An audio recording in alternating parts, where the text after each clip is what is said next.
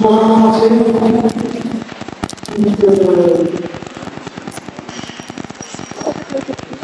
aujourd'hui, nous avons plaisir d'accueillir chers collègues, les étudiants qui sont présents. Je pense que l'université est un lieu de partage de savoir. Donc, nous avons souhaité avec les moyens de ce pôle santé, le professeur de le professeur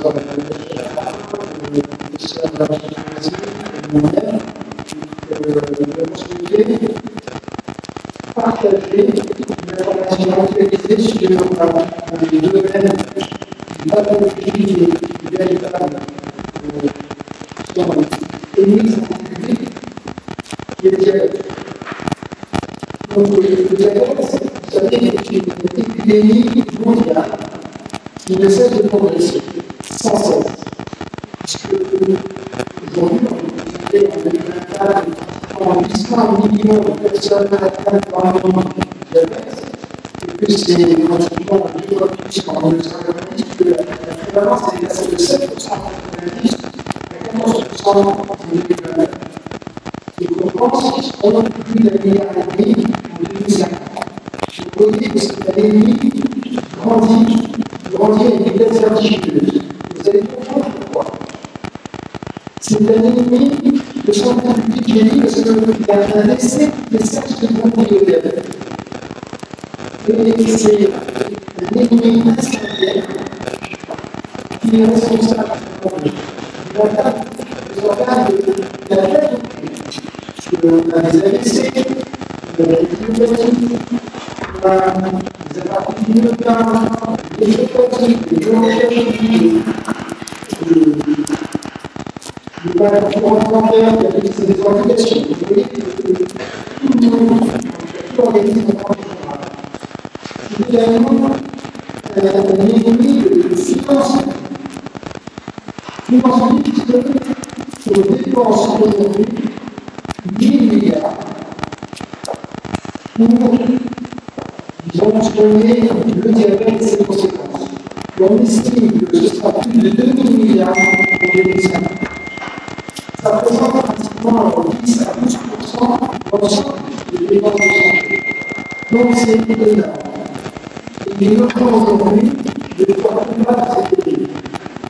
Et c'est pour ça qu'on a organisé cette réunion sur une matière de pratique, parce que ce que l'on veut, c'est que grâce à des conférenciers qui sont experts, et bien, je remercie sincèrement de leur temps, de leur engagement, essayer de partager avec nous, et bien, ces informations pour venir pouvoir diffuser cette information. Parce que vous êtes vous-même responsables demain de soi. Nous avons au Maroc 10 à 12% des populations qui atteignent le diabète, ce qui fait que nous, dans nos familles, nous avons au moins un parent, au moins un élève, au moins un voisin atteints de diabète.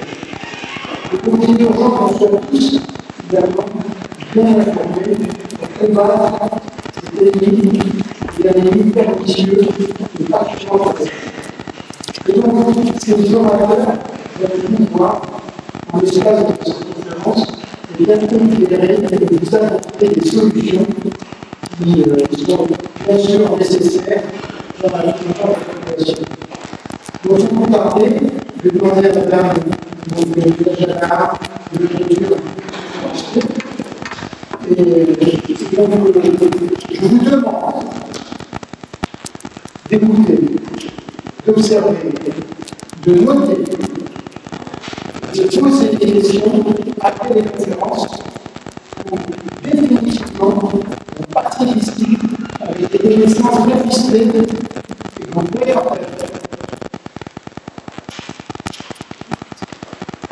Bonne conférence.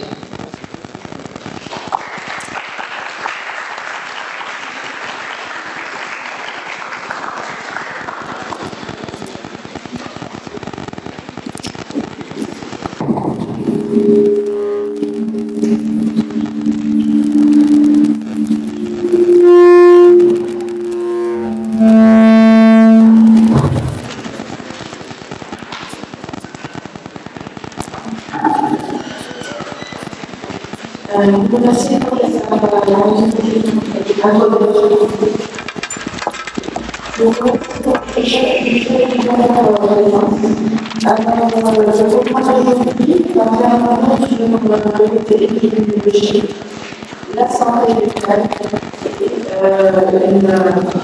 et le diabète. La première présentation va être faite par le professeur qui est professeur de médecine communautaire directrice du centre de recherche du CSM. Et son intervention va porter sur le diabète et le challenge épidémiologique.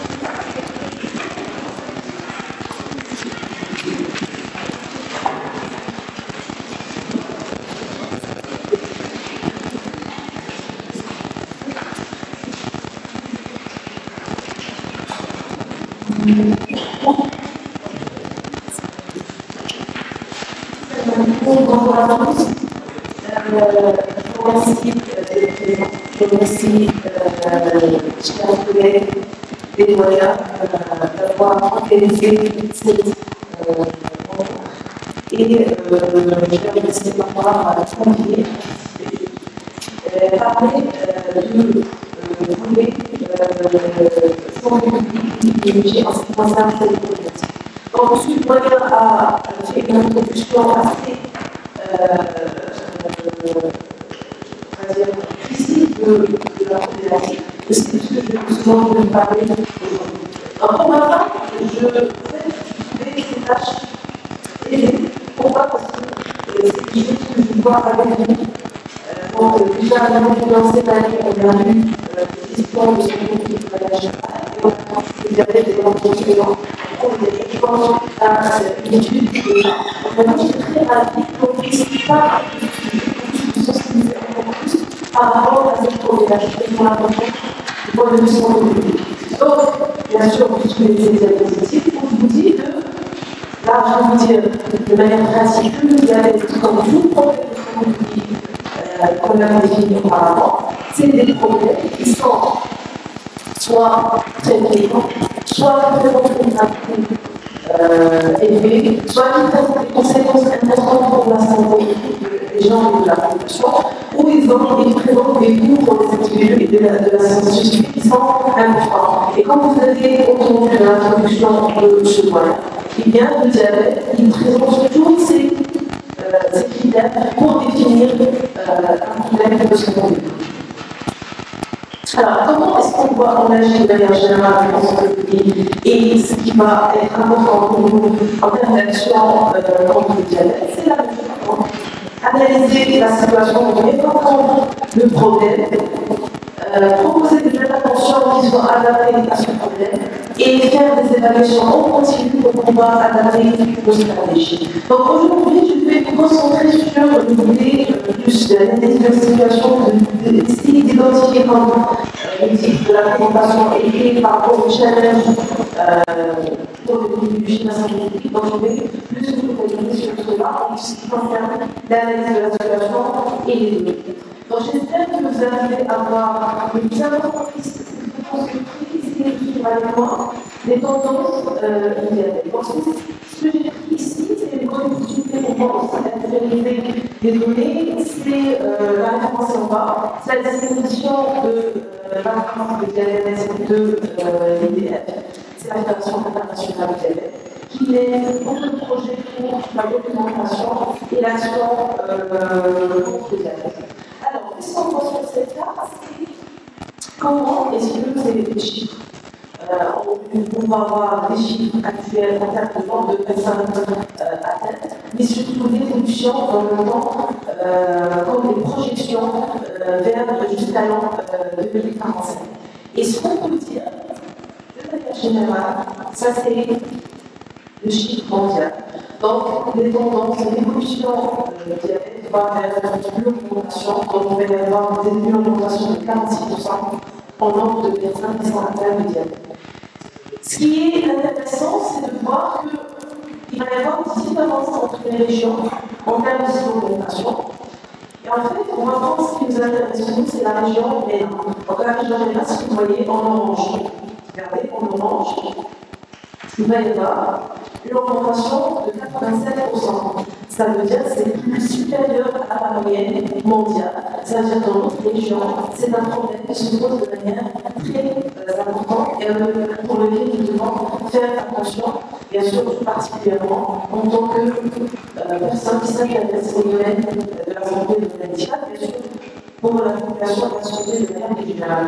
Donc, ça, c'est une tendance à retenir. C'est que notre région fait partie de la région ménage, vous voyez, c'est en orange. Notre région va connaître une augmentation, une tendance importante d'augmentation du nombre de personnes atteintes de diabète. Alors, quand vous voyez les chiffres qui concernent l'évolution de ce problème, là, nous avons les chiffres depuis l'an 2000. Les données de ce rapport s'arrêtent l'an 2021. Nous sommes actuellement en 2024. Quels sont les tendres? De manière très générale, il y a une augmentation très importante de nombre de personnes atteintes de diabète. Ça, c'est les chiffres qu'on a. Maintenant, qu'en est-il des projections? Bien sûr, la tendance ici en gros, la tendance à l'augmentation, c'est ce qu'on a vu dans la diapositive précédente, pas faire plus de détails. Mais qu'est-ce qui est, moi je vais m'arrêter sur deux chiffres ici, avant de passer ce diapo. Alors, pour 2025, qu'est-ce qu'on a vu comme prévision? En 2003, on pensait qu'en 2025, on aura 333 millions de personnes atteintes de diabète. En 2006, on a changé cette estimation. Pourquoi? Parce qu'on a plus de chiffres. On pensait qu'on aura plus, c'est 380. Qu'est-ce que vous pensez de ce que l'on voit sur cette diapositive? Qu'est-ce qui va se passer en 2025? On est déjà à plus de 500 millions de personnes. C'est-à-dire qu'on a dépassé ces projections. Donc ici, vous voyez des projections. On parle de projection et tout s'attend à très probablement ces projections vont passer à l'avance. Donc par rapport à ça, c'était le nombre de personnes atteintes de diabète. Par rapport à la prévalence, c'est ce dont on a parlé effectivement. Donc la prévalence, c'est la même chose. Donc, le nombre de personnes atteintes, si on rapporte à la population, ça donne la prévalence. Donc la prévalence, c'est vraiment, bien sûr, aussi. Donc, alors, qu'est-ce qui se passe quand on analyse les chiffres dans le milieu rural, le milieu urbain? Et ça veut tout dire par rapport aux causes du diabète, dont on parle souvent. Donc, regardez la différence qui existe entre le milieu rural et le milieu urbain. Donc, bien sûr, réfléchir en attendant la dernière diapo où je vais vous présenter les facteurs. Alors, ici, il faut voir rapidement la région MENA qui vient en première position en termes de prévalence comparative de diabète, c'est-à-dire par rapport aux autres régions. Et là, c'est les chiffres de 2021. Malheureusement, en termes de projection, on risque de garder cette position même en 2045. Donc, notre région, par région, doit mettre plus d'efforts et plus d'attention sur le problème. Un autre problème, bien sûr, on a des chiffres de personnes qui sont atteintes de diabète. Il y a un chiffre très important de personnes qui sont sur ces diabètes. Donc, les personnes qui ne sont pas diagnostiquées comme diabétiques. Donc, c'est des personnes qui sont atteintes de diabète. Ils ne savent pas qu'ils sont diabétiques et le système ne les compte pas en tant que diabétiques. Ce sont des cas non diagnostiqués. Alors, regardez, ça veut dire quoi cette proportion de femmes qui est active? Pendant que la fréquence plus élevée, ils vont accéder aux médicaments, ils vont accéder à la patience. Donc ce problème de non de cas de diabète va se voir plus fréquemment dans les mutuelles ou intermédiaires. Et bien sûr, ça rejoint différents éléments qu'on a discutés par rapport aux facteurs socio-économiques liés aux données de santé. Alors, par rapport aux personnes, au pourcentage de personnes qui décèdent à cause du diabète, malheureusement, dans les journées, on vient encore une fois en première position. Vraiment, je trouvais que d'assister sur cette donnée, c'était très important pour bien situer le problème. Pour ce qui est des coûts, les coûts en lien avec la prise en charge du diabète et de ces populations vont continuer à augmenter, bien sûr, dans la tendance de problème féminin. Je termine avec ces diapos, et là, je parlais juste des éléments que vous connaissez déjà, qu'on a déjà discuté. Qu'est-ce qui, là, on a compris que c'est un problème important, on a vu la fréquence, on a vu les conséquences pour la santé, et la conséquence la plus importante, c'est la mortalité, déjà, sans parler d'autres conséquences. Vous allez bien sûr avoir l'opportunité d'étudier en long en large, mais on a aussi des coûts. Mais comment est-ce qu'on peut agir? Quels sont les challenges pour nous pour l'action? Il y a ce problème de diagnostic. Alors, à votre avis, ça touche quelle fonction de la santé publique? Le problème d'avoir 50% de cas qui ne sont pas diagnostiqués. Oui, bien sûr, il y a des facteurs qui sont socio-économiques, mais c'est la fonction par rapport à la fonction des médecins, on a vu ça ensemble. C'est bon parler, vous sensibiliser, vous dépister, il faut que les gens puissent, il faut qu'ils s'identifient des personnes qui sont atteintes et qui ne sont pas identifiées. Les facteurs de risque en amont, donc vous savez, les facteurs génétiques, la prédisposition familiale, l'âge, plus on avance sur l'âge, plus on est à risque, l'origine clinique, peut-être ça peut avoir une explication de pourquoi dans les régions présentent beaucoup de cas. Bien sûr, la sédentarité, le mode de vie, il y a aussi beaucoup, on a la sédentarité, le tabac, avoir un taux de cholestérol qui est élevé, avoir une pression artérielle, une suspension artérielle, être en surpoids. Donc il y a beaucoup de facteurs qui vont interagir pour augmenter la probabilité de développer le diabète et les autres maladies cardiovasculaires. Donc ici, l'action de santé publique, à votre avis, il va se focaliser sur quels éléments? Je dirais, l'action de santé publique va se focaliser sur quels éléments? Oui, en fait, quand on voit des facteurs de si on veut prévenir, effectivement, on peut être en dessous de l'effort sur la prévention. Donc il faut, alors ici, il faut identifier quels sont les facteurs modifiables et essayer de les modifier. Bien sûr, les facteurs qui ne sont pas modifiables, on ne peut pas faire la même chose, mais agir sur les facteurs modifiables et essayer de les passer.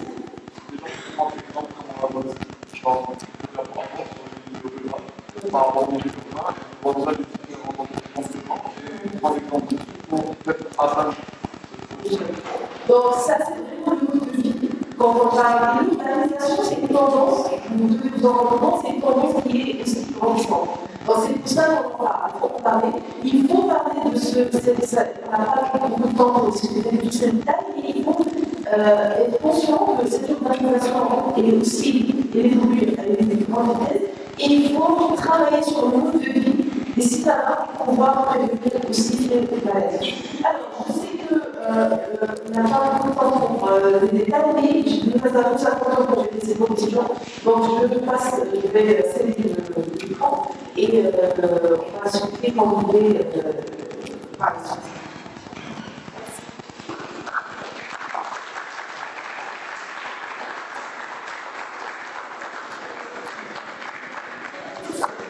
Je vous remercie, je professeur, pour le tour d'horizon de la prévalence du diabète sucré et ce sont des chiffres alarmants. Et ce n'est que la face physique de l'ASR qui montre qu'il y a beaucoup de patients qui vont les sous-diagnostiqués. Alors, comme ça a été introduit, donc, le diabète a beaucoup de répercussions et une morbidité importante. Donc, les portes d'entrée de diagnostic peuvent être différentes. Alors, avant de voir l'aspect clinique, C'est très intéressant de voir l'abord odontologique et je m'invite professeur Rachid Ramzi à nous parler de l'aspect et des conséquences du diabète sur la santé buccale. Donc, je n'ai pas besoin de rappeler que le professeur Ramzi est doyen de la faculté privée de médecine dentaire. Il est professeur d'odontologie pédiatrique, président fondateur de la Société marocaine d'odontologie pédiatrique. Je vous remercie.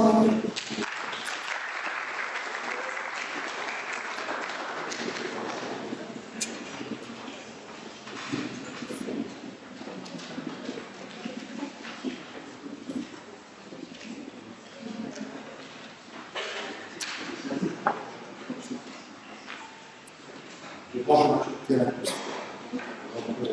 Très content et très ravi dans cette manifestation et de pouvoir partager des choses avec vous. J'espère que ça va être on a contribué d'être parfait.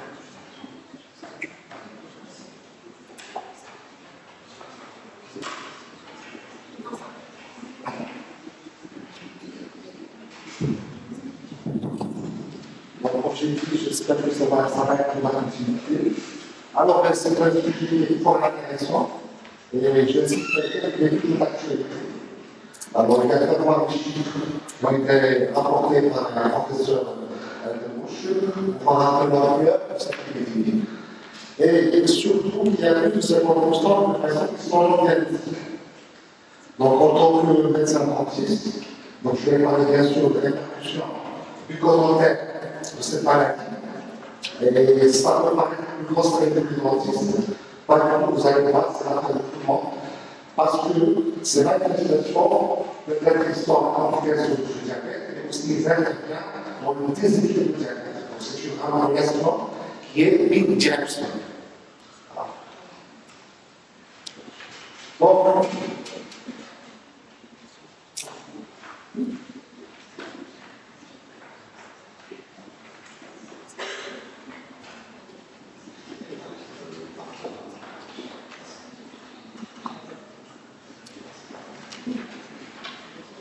Voilà, donc, cette pathologie du diabète, c'est une maladie métabolique chronique qui est caractérisée par une hyperglycémie qui est persistante.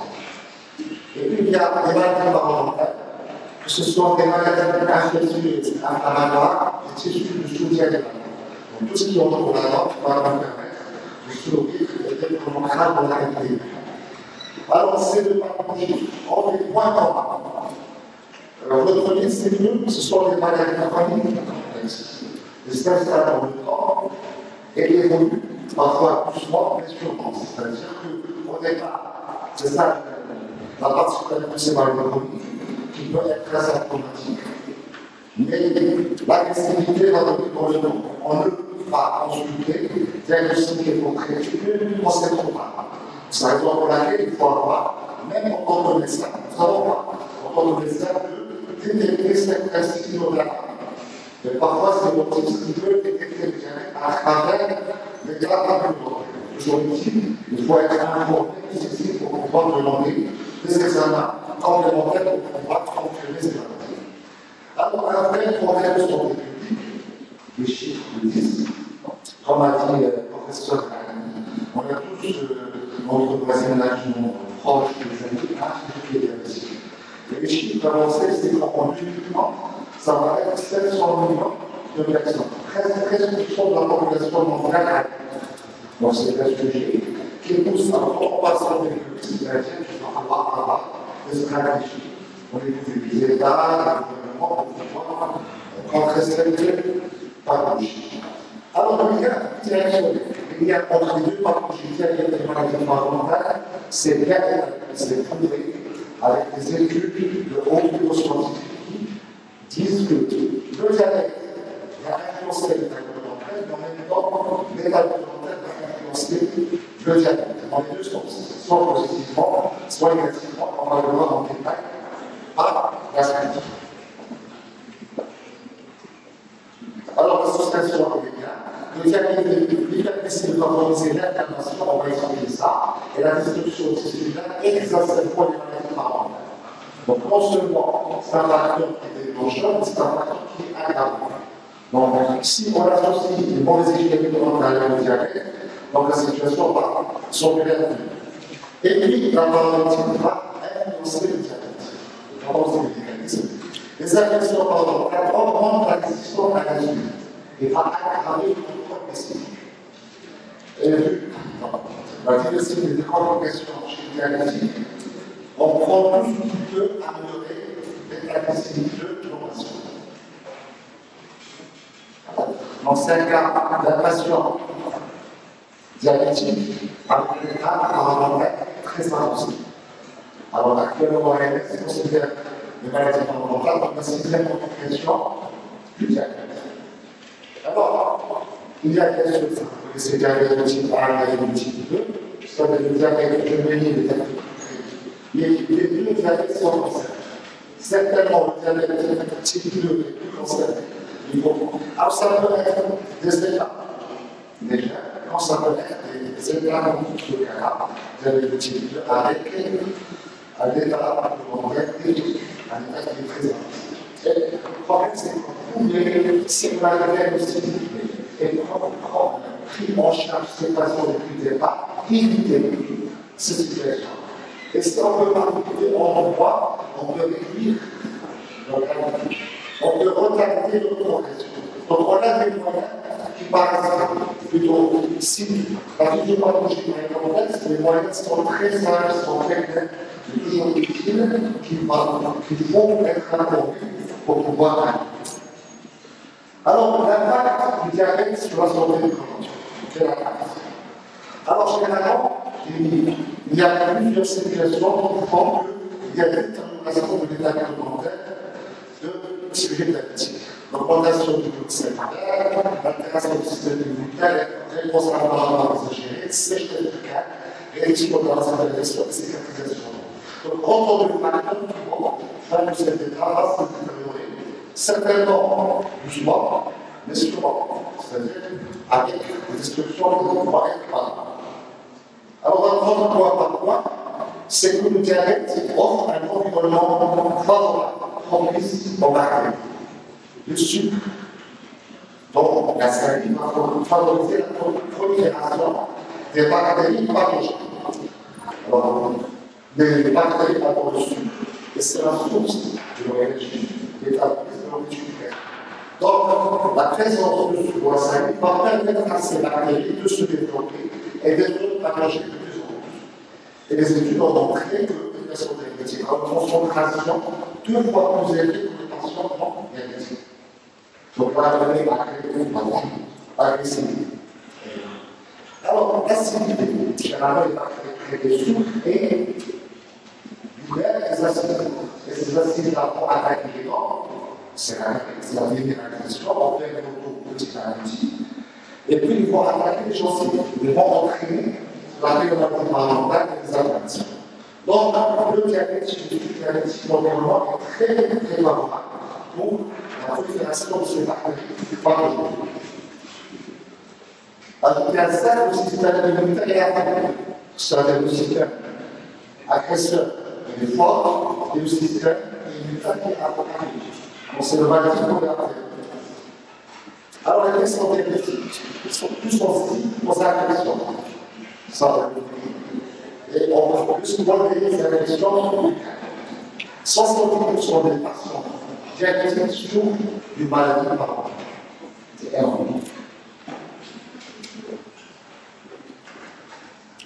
Alors, l'inflammation intense chez les patients diabétiques aggrave la maladie parodontale et si dans un premier temps, l'inflammation protège les structures des organes, si les s'installe dans le temps, il va être agressif.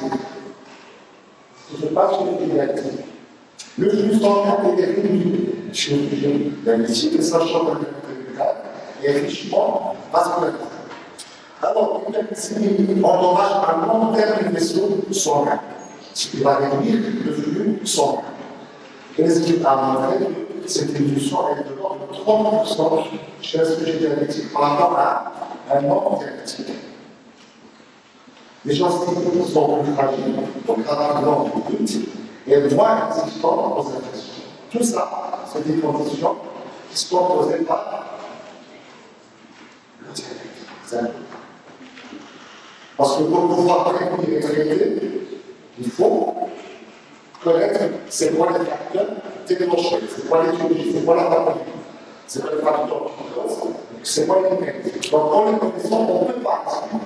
Je ne parle pas plus de système et ça pour pouvoir donner les meilleures recommandations et les meilleures. La sanité, alors la sanité, on l'a compris, c'est la pièce charnière de l'écosystème. C'est elle qui va permettre un équilibre en totalité. Que ça soit en partie des vies, alors la sélection sanitaire participe au développement. Et puis, on passe à la composition. C'est une sanité riche en éléments minéraux, donc ça permet de reanalyser toutes les parties qui étaient déanalysées. Il est riche en éléments tombants du pH.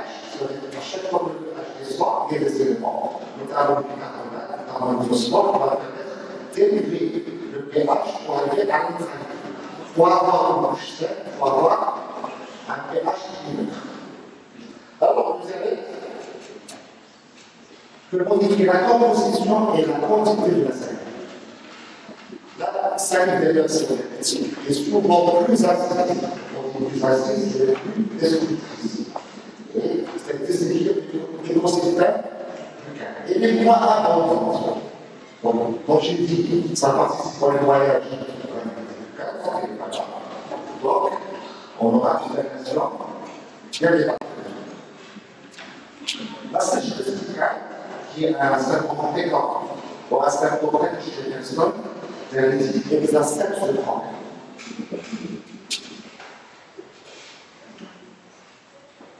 Et puis, l'absence, à 10 minutes sur la sécheresse, pas entraîner sur un lait, a été effective. C'est pourquoi généralement, à un certain moment, on ne se pas, une mauvaise odeur, c'est très normal parce que la sécrétion sanitaire le soir est très diminuée et les bactéries, nous trouvent chez l'organisme le problème est encore accentué parce que par rapport à cette maladie, et la sécrétion sanitaire est diminuée. Et la question qui se pose, on se pose par exemple la question existentielle.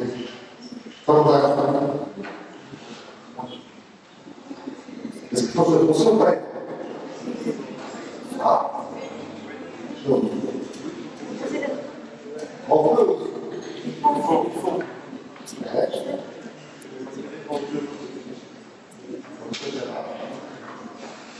Parce qu'il n'y a pas de salive, les gens. Là, c'est pour avoir. Alors, on a la question qui se pose là.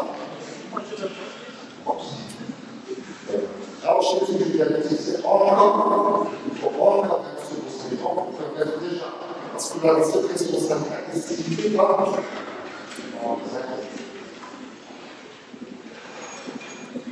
alors, les conséquences de ces conditions, on va les énumérer, c'est que c'est un comportement qui est propice au développement bactérien, c'est une unité qui est éliminée, c'est une sécrétion sanitaire qui est éliminée. Donc, tout ça va nous aider à agir. Alors, les différentes questions. Alors, il y a un petit passage pour on est ça. Généralement, à part de ça, avec une gencive de couleur rosée, avec absolument des hormones. Et puis, il y a ce qu'on appelle des gingivites. C'est les maladies gingivales, donc ça ne bouge plus la gencive, et la réaction est pas normale. Donc, un gonflement, un œdème, et parfois un saignement.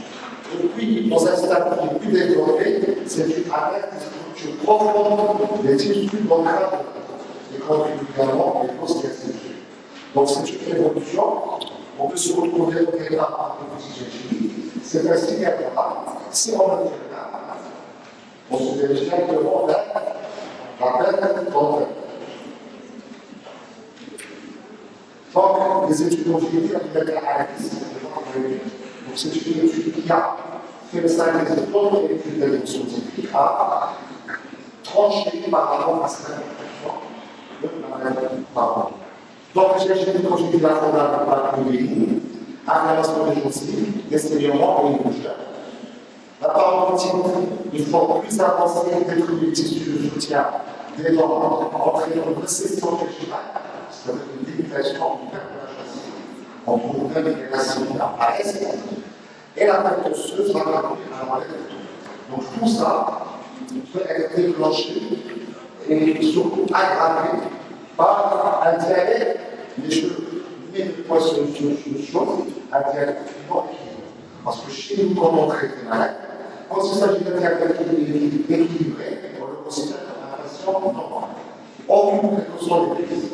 Par contre, quand il est déséquilibré, on va se faire ça.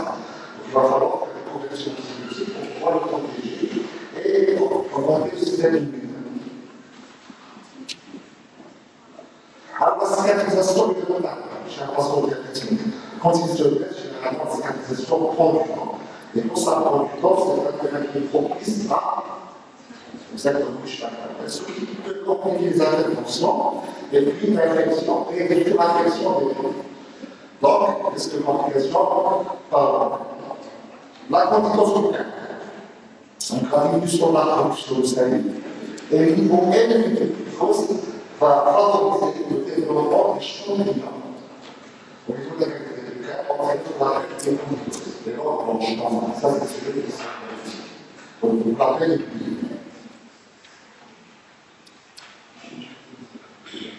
alors, tout ça, c'est pour la raison. L'effet du diabète sur la santé alimentaire, on ne parle pas. Ça, c'est la même. C'est l'effet de la santé alimentaire sur le diabète. C'est-à-dire un mauvais état alimentaire qui peut engendrer un problème chez le diabète. Alors, l'alimentaire est une cause de dysfonctionnement de la glycémie. Et donc, les équilibres de diabète. Les patients atteints de paralysie sont présentés une prévalence de diabète 2 fois supérieure parce que les patients sont diabétiques. Alors comment? Par l'antidote qui est non contrôlé, un état hypothèque défectueux va entraîner un déséquilibre au niveau du diabète.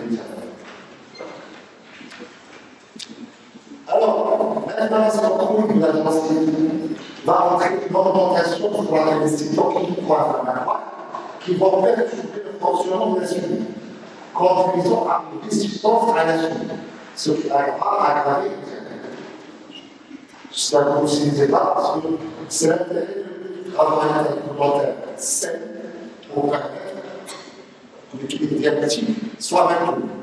Parfois, le traitement est pris, mais l'inflammation de la glycémie causée par le diabète va entraîner une libération massive de cytokines qui va induire une résistance à l'insuline.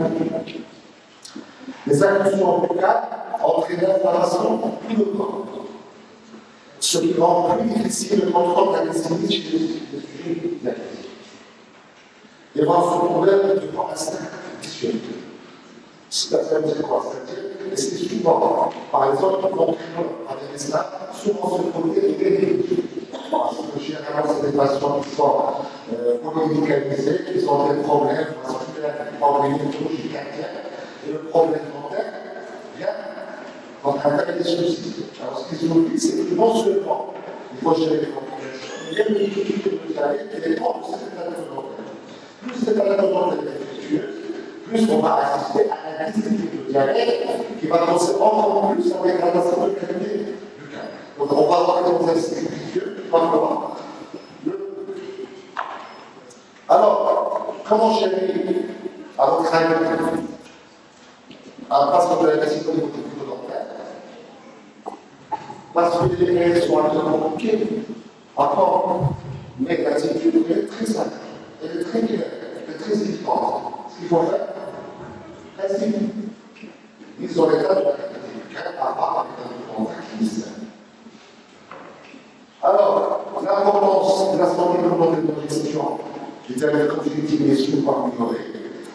Alors, on va faire partie intégrante et le suivi de diabète. Au même titre que la surveillance des journalistes.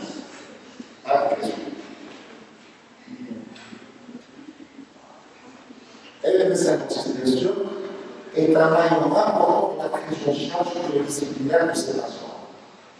Comme je l'ai dit tout à l'heure, parfois le dentiste peut détecter ou soupçonner la présence d'un diabète, rien de mieux en observant ces résultats. Donc généralement, quand on soupçonne, on demande des analyses et décider pour voir si c'est Surtout qu'on a vu dans la profession que 13-50% de patients sont non diagnostiqués.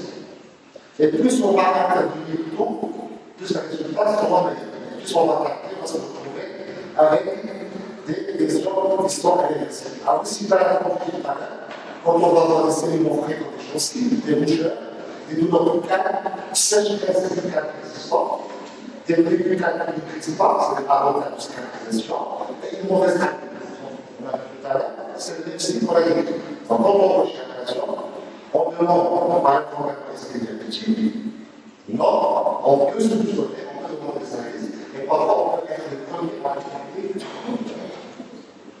Alors, la communication entre médecins et dentistes, comme on l'a raison de prise en charge pluridisciplinaire, pour optimiser notre prise en charge.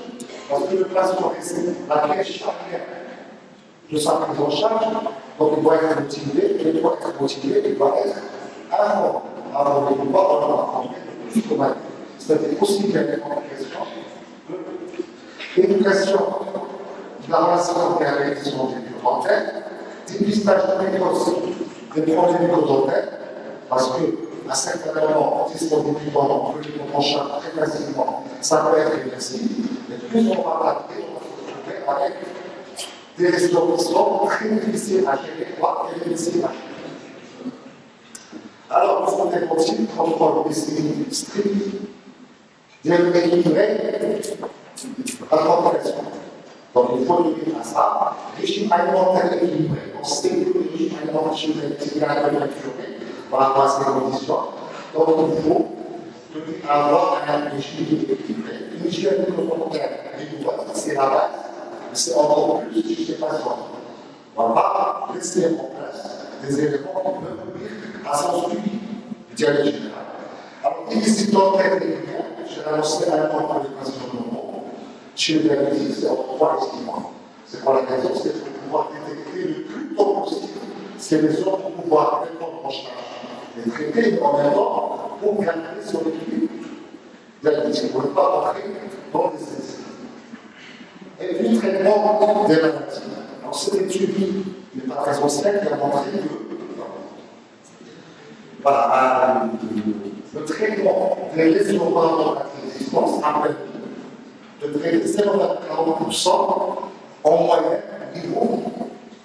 Donc, ça peut équilibrer le diabète et puis les cancers. Alors, pour conclure, c'était un peu court, c'est un sujet qui demande des questions d'information à donner, mais j'ai essayé de donner l'essentiel pour faire passer le message que même si vous avez ça, si vous êtes toujours à jouer dans votre entourage, pour pouvoir informer ces patients par rapport à une meilleure prise en charge, non seulement pour leur confort buccal, mais aussi pour leur équilibre diabétique. Merci.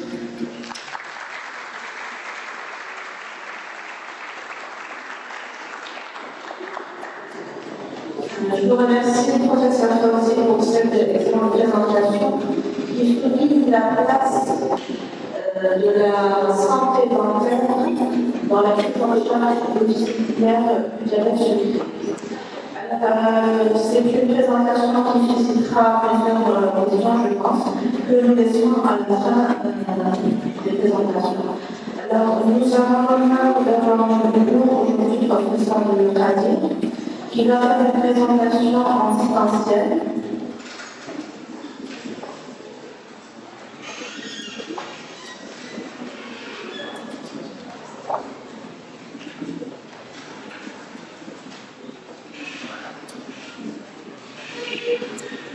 Professeur de Kadir est endocrinologue des Sahara.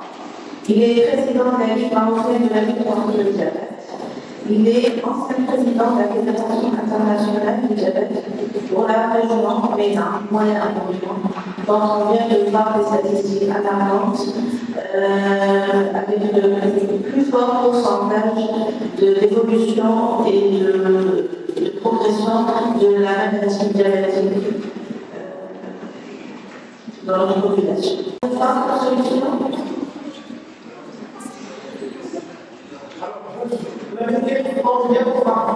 Oui.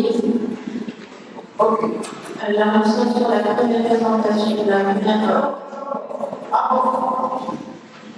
Je vous dis slide suivant, vous passez à la slide suivante. Merci beaucoup. Alors, Désolé. voilà. Je m'excuse de ce problème technique qui arrive souvent.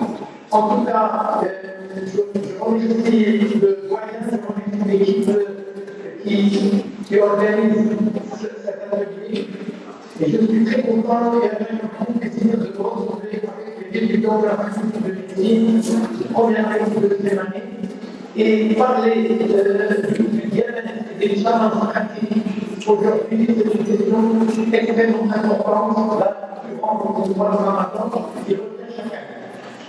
Je ne voulais pas remercier et féliciter de jeunes étudiants qui est à l'origine, je pense, de beaucoup de choses, qui est un étudiant studieux et qui défend le bien-être, puisqu'il est lui-même guéri. Je lui souhaite un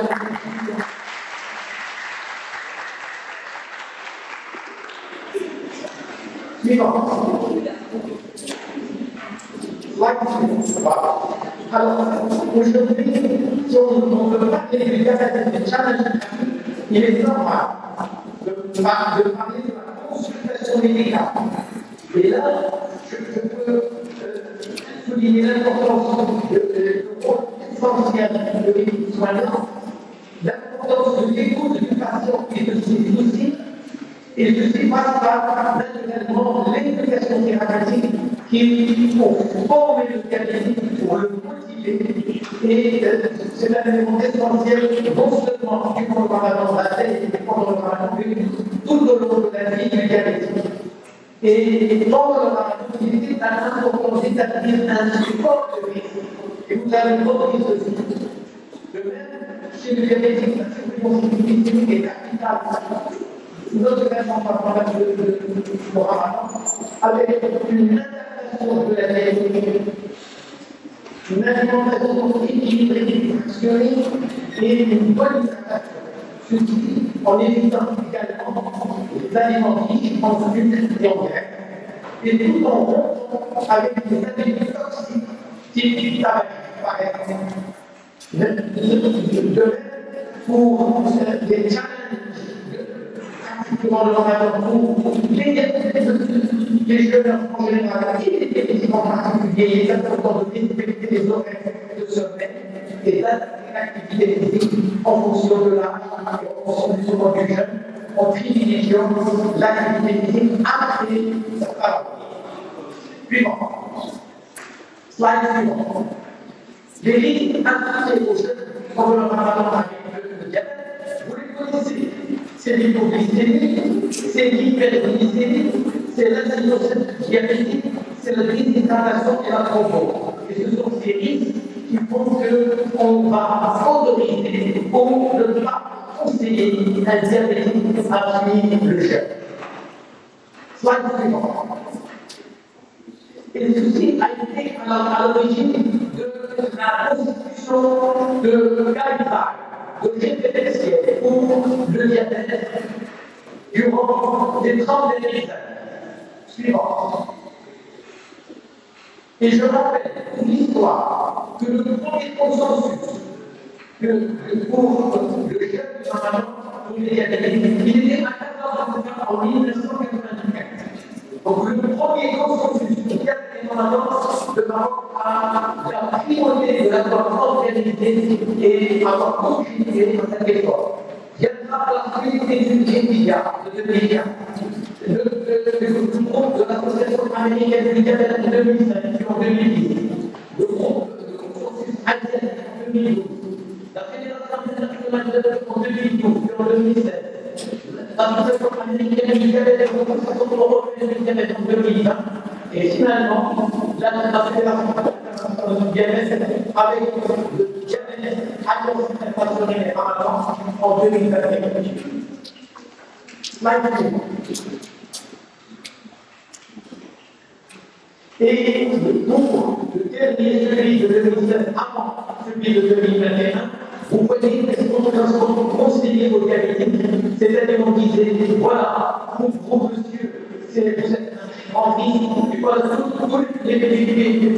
à risque pour ne pas jeûner, ou bien monsieur ou madame, vous pouvez jeûner, faire attention. Voilà les situations dans lesquelles on pouvait plus ou moins considérer le diabète, mais sans définition précise, sans score précis. Suivant.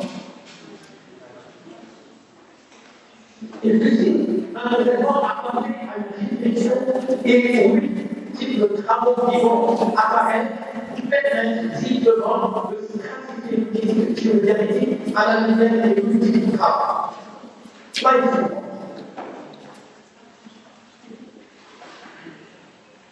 Et ceci, pour une meilleure nécessité de stratifier, il est important de tenir compte des facteurs liés au ramadan, des facteurs liés au diabète, des facteurs concernant l'individu. Regardez combien il y a de facteurs qu'on doit tenir compte pour établir le support de vie.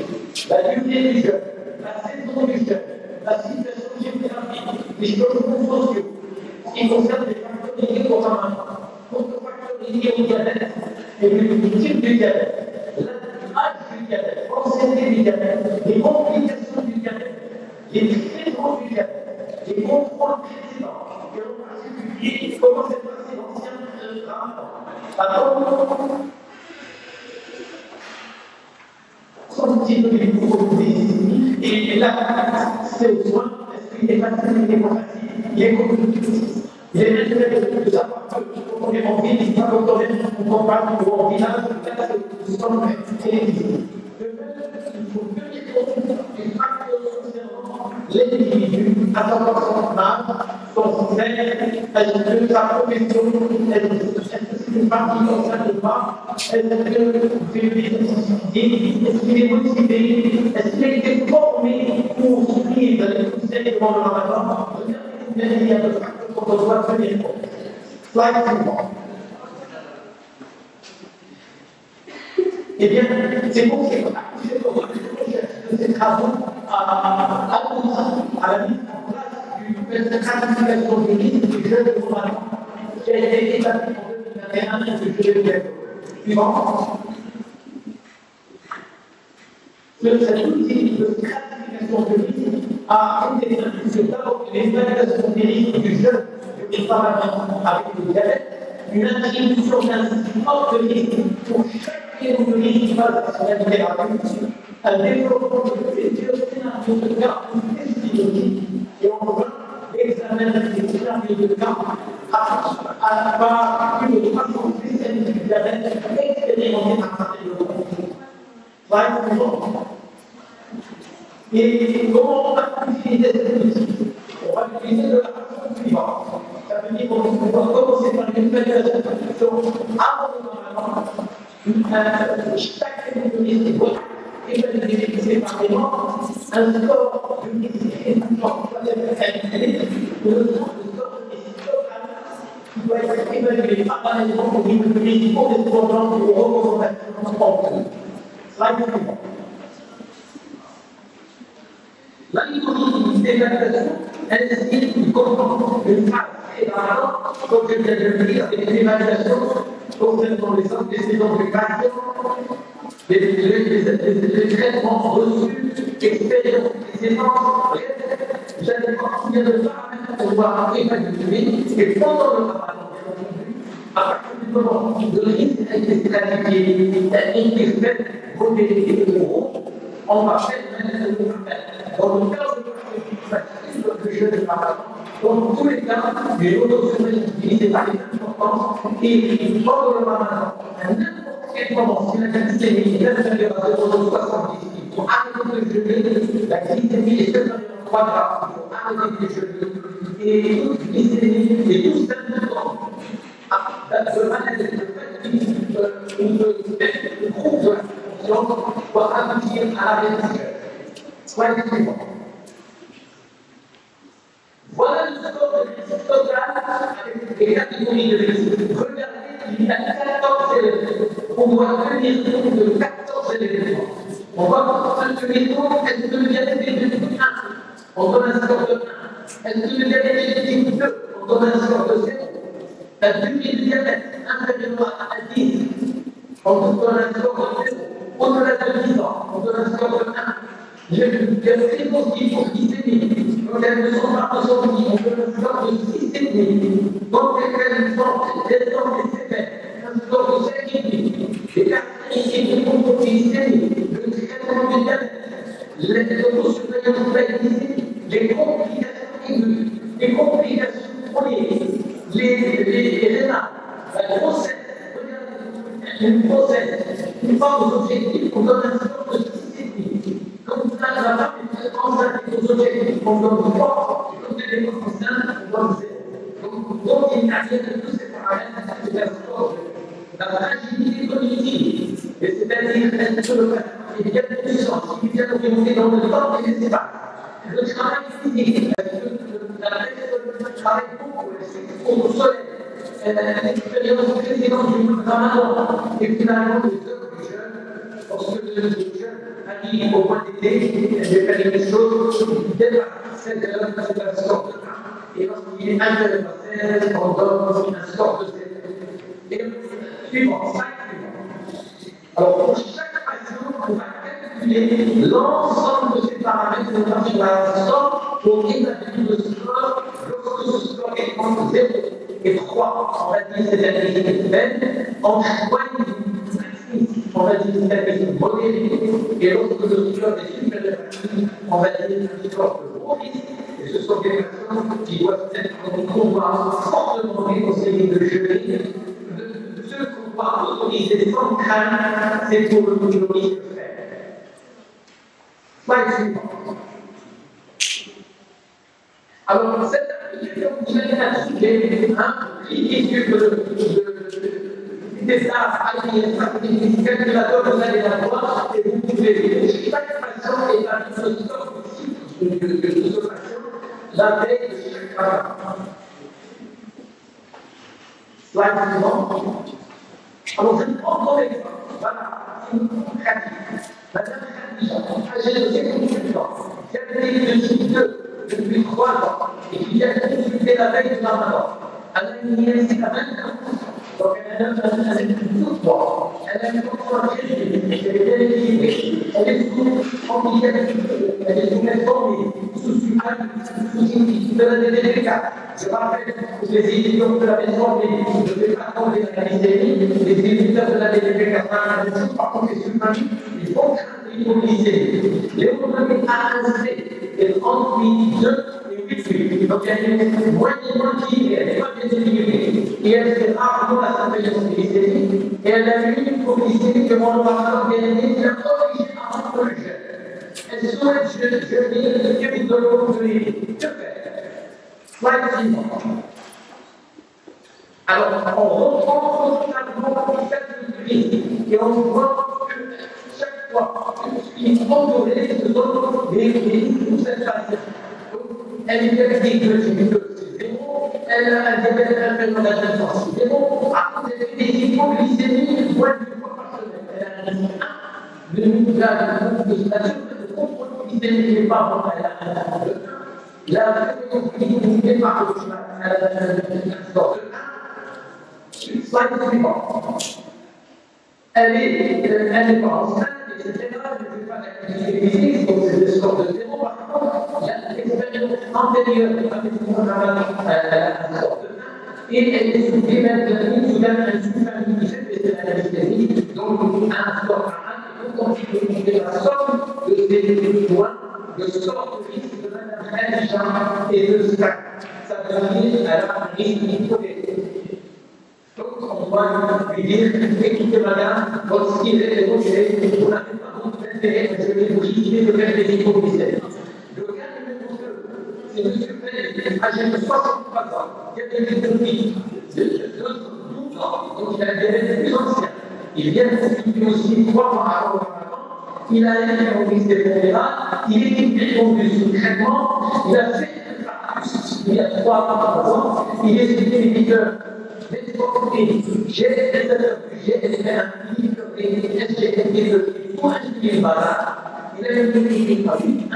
Il a une DSG, c'est-à-dire une violence rénale. 1,9% de puissance rénale.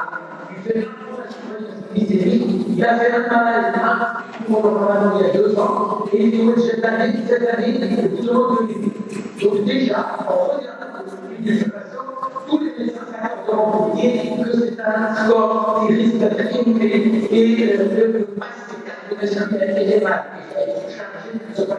Mais non, comment convaincre ce patient de façon scientifique, de façon logique, slide suivant. Mais, on verra. Donc, du score il a un diabète au-delà il a une probabilité moyenne. Il n'est pas bien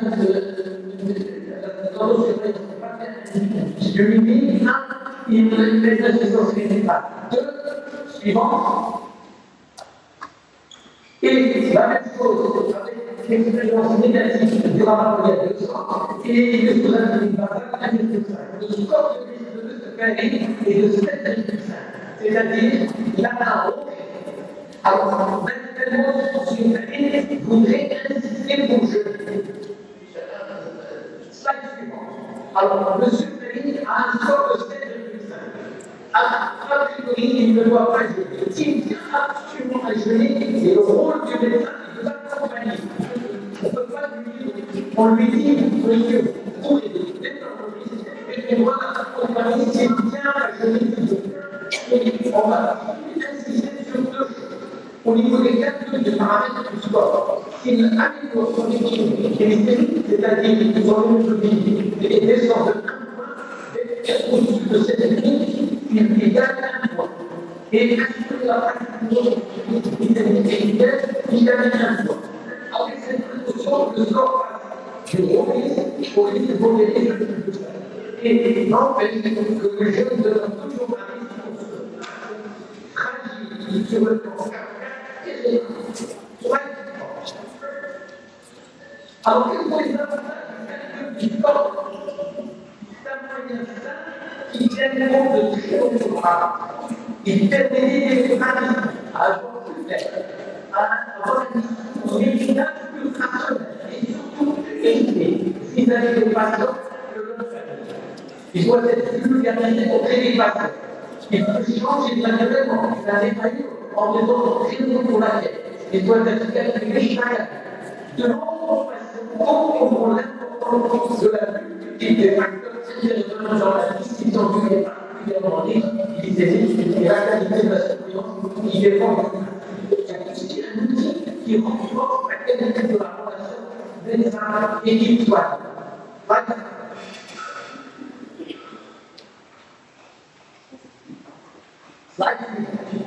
Alors, respecter la vie, de calcul, de score de risque chez tous les patients, jeunes ou jeunes. Et les praticiens sont appelés à participer à toutes les organisations internationales d'évaluation de ce score. De même, encourager les patients à participer aux différentes organisations sur le diabète et le j'étais déjà président de la région de Lima, de la Fédération internationale de diabète, et le Maroc a déjà participé. Et c'est important que chaque fois qu'on parle de la région de Lima du monde, que les chiffres qui concernent le Maroc, qui relèvent la situation de notre pays, parce qu'on peut toujours améliorer et comparer par rapport aux pays qui ont des gros moyens et qui ont des traitements et des structures importantes pour le bien-être de l'organisme. Ce score est à être appliqué et actualisé en les résultats des études vont être en cours et bien sûr, tous ceux qui travaillent vont réfléchir pour proposer d'autres thèmes au comité d'État pour les prochaines mises à jour telles que l'âge des patients, telles que l'environnement médical et social, la confiance dans l'équipe médicale, la qualité du suivi, l'accessibilité des patients jeunes en cas d'urgence, la variabilité glycémique, la hypothèse diabétique. Vous voyez qu'il y a toujours affiné ce score. Slide suivant.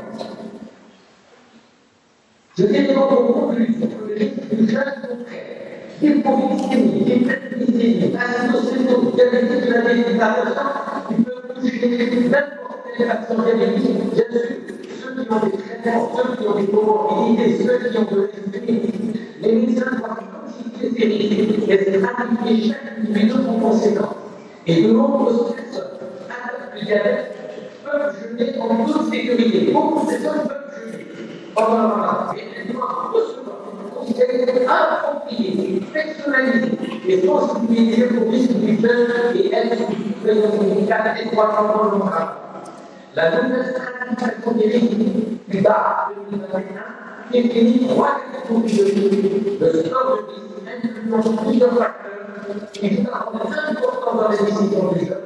Ce score doit être individualisé. Chaque patient est recalculé chaque année. Les personnes qui viennent à jeûner contradictoires doivent être accompagnées et doivent alors suivre des conseils détaillés pour éviter les complications graves pendant le jeûne. Et ceci témoigne souligne l'importance de la qualité de la relation patient et soignant. Et je vous remercie.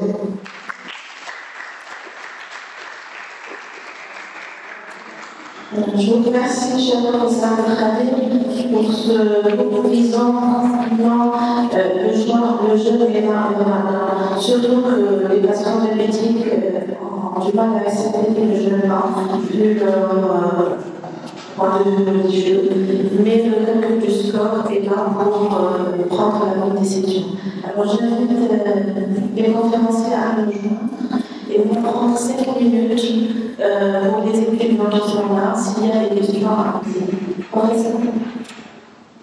Vous restez avec nous, professeur Khalil? Oui, je vais. Merci. Alors, est-ce que... qui a une question à poser? Oui. Présentez-vous.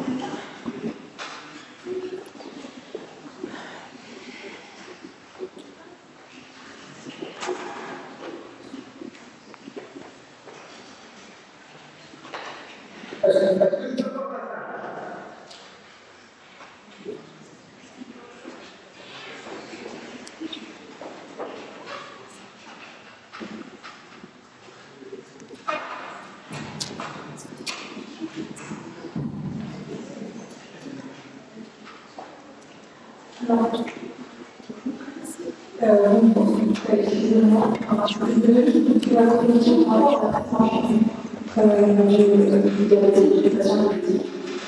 Et je voulais savoir si la prise en charge en France, elle est rapport à la partie parce que le patient diabétique, il y a des comorbidités, il a des différentes maladies qui vont amener à plusieurs consultations, à acheter des médicaments, etc. Et ce qui va être un petit peu cher. Est-ce que si on a une prise en charge concernant les moyens financiers de la suite?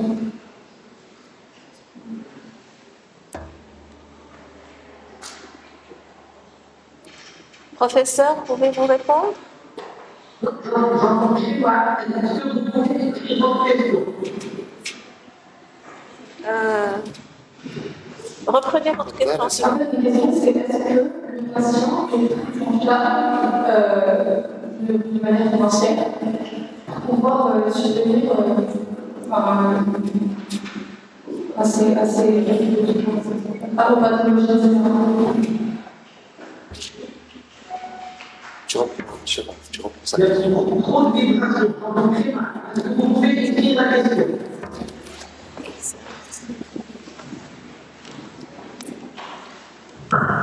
Alors, l'étudiante a posé une question par rapport à la prise en charge du patient. Elle dit, est-ce que le patient est pris en charge en totalité pour sa taxe, c'est-à-dire son diabète et ses complications?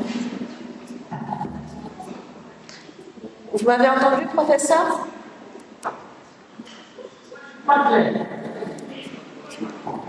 Approchez du micro, la chambre de lieu.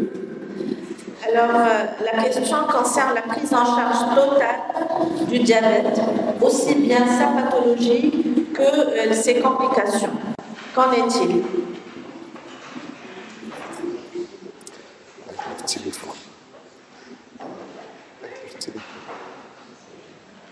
J'ai l'impression que vous avez du mal à nous entendre, professeur.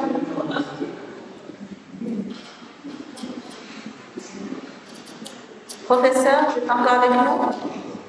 En attendant, c'est une question au professeur Faouzi et en attendant que le professeur Kadel puisse se reconnecter. Excusez-moi.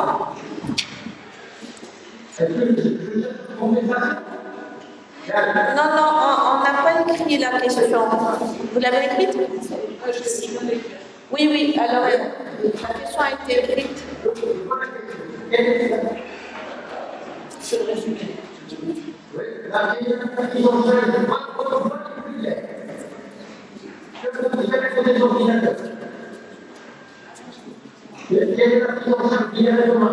Oui, c'est ça.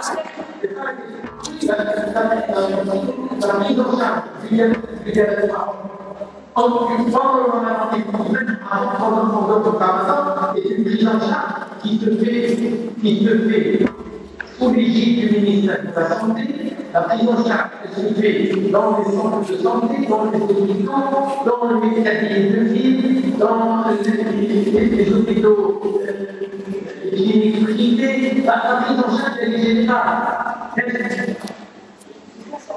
La prise en charge est générale. Et elle souligne l'importance de l'éducation, de la formation du patient, qui suppose que le médecin humain il est bien formé en matière de bien-être, en matière d'éducation, en matière de communication, parce que c'est une maladie chronique. Donc le diabète, c'est une maladie chronique, c'est pas une ordonnance. Il faut expliquer ce que vous faites, il faut écouter le patient définitivement et il faut personnaliser la forme. Chaque patient diabétique est un cas particulier. On ne peut pas généraliser, il y a des conseils, bien sûr, mais la prise en charge doit être personnalisée, que ce soit dans le privé, que ce soit en milieu hospitalier, dans le centre de santé, on peut bien sûr un patient dans son programme. Et tout comme médecin, on est présent d'abord une généralisation. Le spécialiste sera toujours celui qui va animer, celui qui va pousser, motiver, mais le médecin généraliste, là où il se trouve, doit connaître pour accorder plus de temps au diabétique, il doit suivre le plus important que le suivi du patient. Et écouter le patient pour résoudre ses problèmes au quotidien.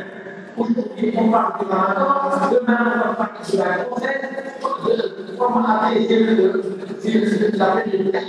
Ensuite, c'est la journée mondiale du diabète, c'est la journée de l'alimentation, il y a des fêtes, il y a des occasions. Qu'est-ce que fait le diabétique dans ces occasions? Et puis, lorsqu'il tombe malade, on fait une hypoglycémie. Qu'est-ce qui se passe? Pourquoi il y a une hypoglycémie? Pourquoi il y a des activités? C'est avec son médecin traitant que la prise en charge doit être personnalisée et affinée.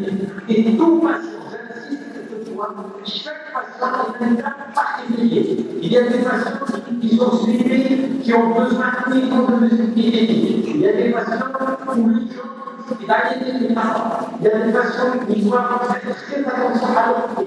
La pharmacie est une situation privilégiée. Vous voyez que les situations se multiplient, mais la prise en charge du diabète doit être de bonne qualité pour l'amélioration de la vie de ces patients.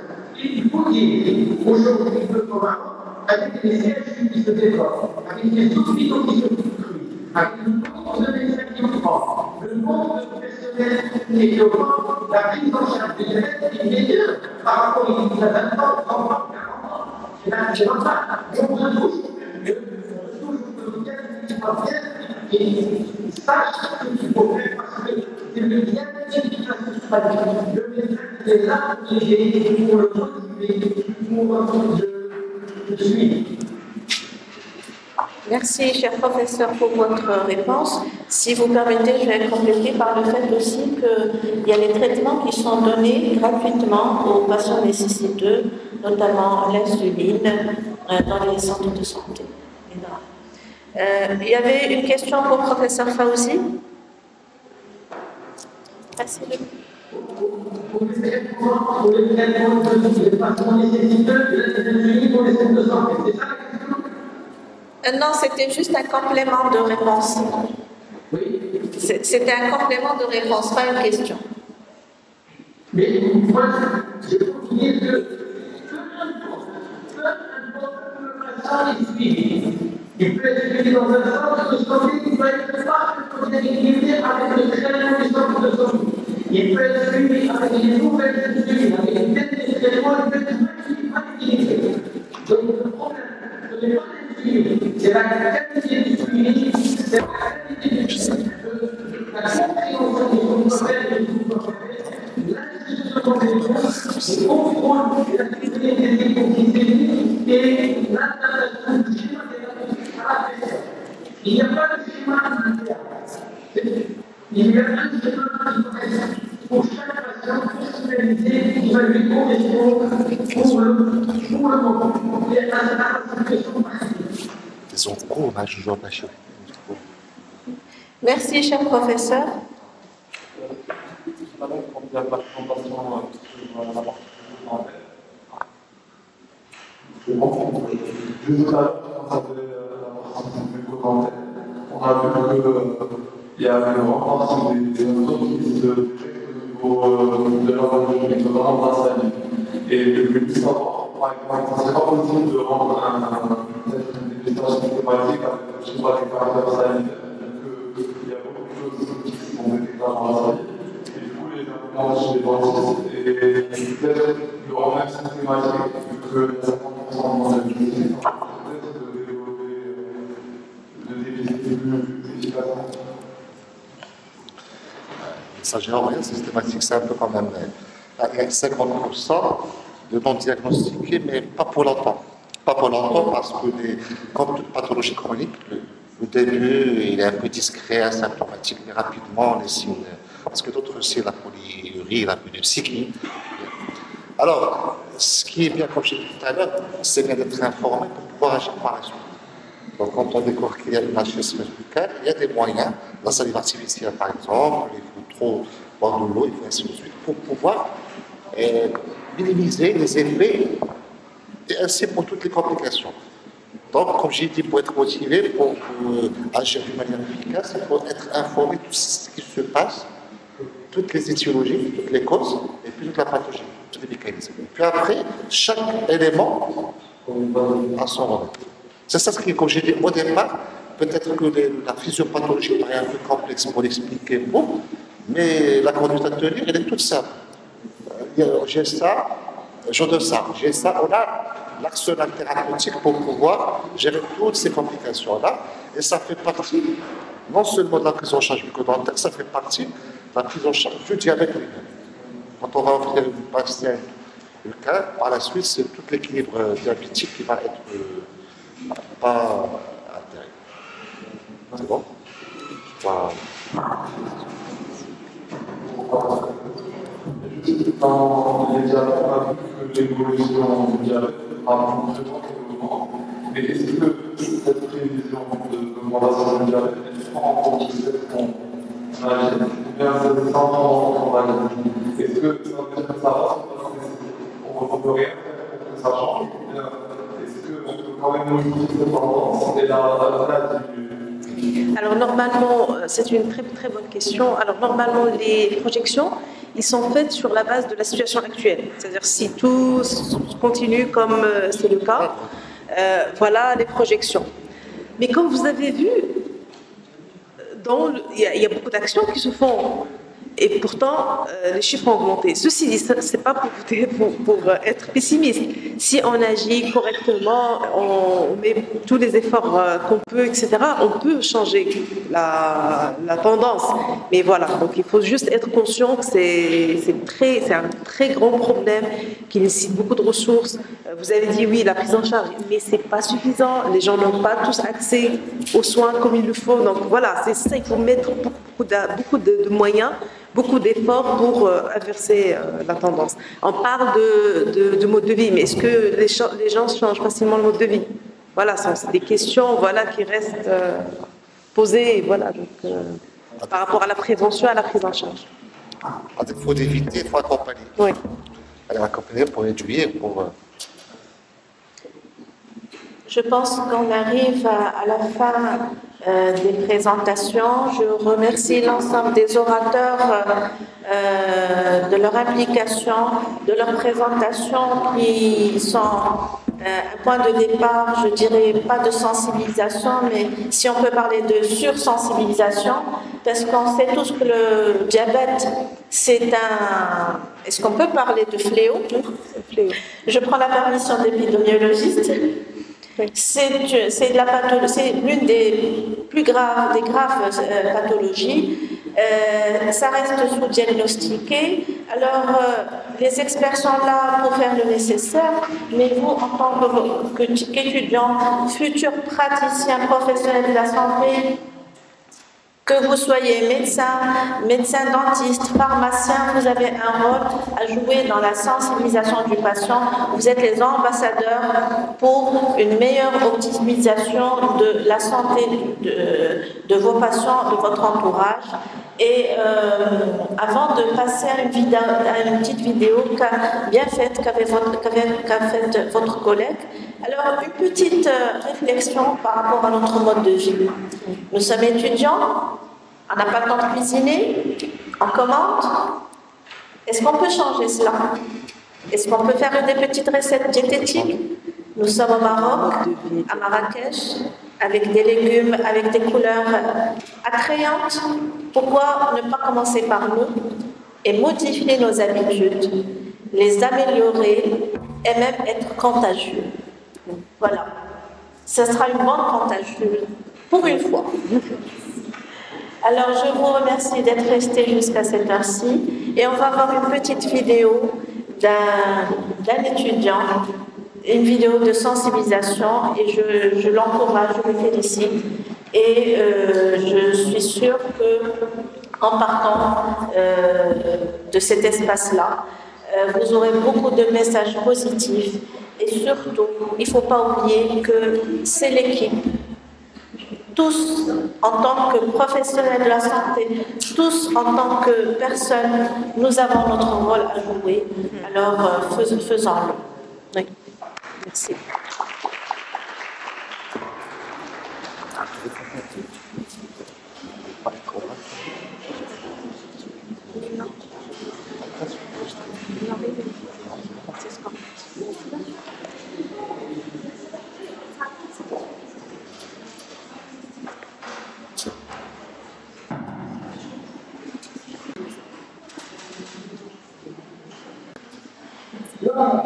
Et le monde de spiritualité. Mais pour dire aussi, c'est vous servir à comment son vie. Le diabète est le plus ancien. Après une journée de jeûne, un repas trop sucré et trop gras favorise la résistance à l'insuline et le déséquilibre. Et pour le diabète, le jeûne peut être dangereux car il favorise la santé spirituelle. Alors sur les et